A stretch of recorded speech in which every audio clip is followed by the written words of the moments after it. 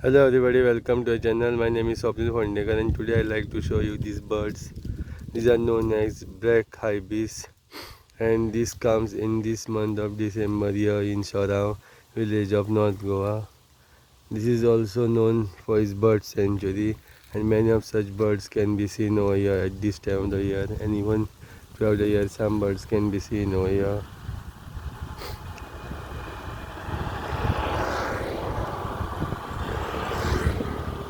I have to zoom my video, so the quality will be little disturbed, so please excuse it for me, because if I try to go more closer to them they will just fly away.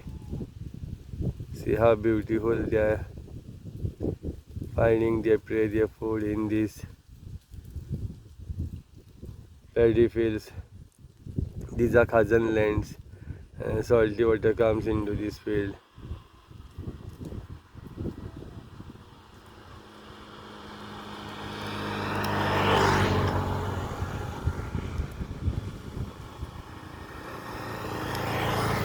For more of such beautiful videos on birds and other animals, please do like, subscribe and share my channel, and don't forget to hit that notification button to get more of such beautiful videos. Thank you. I hope you like it.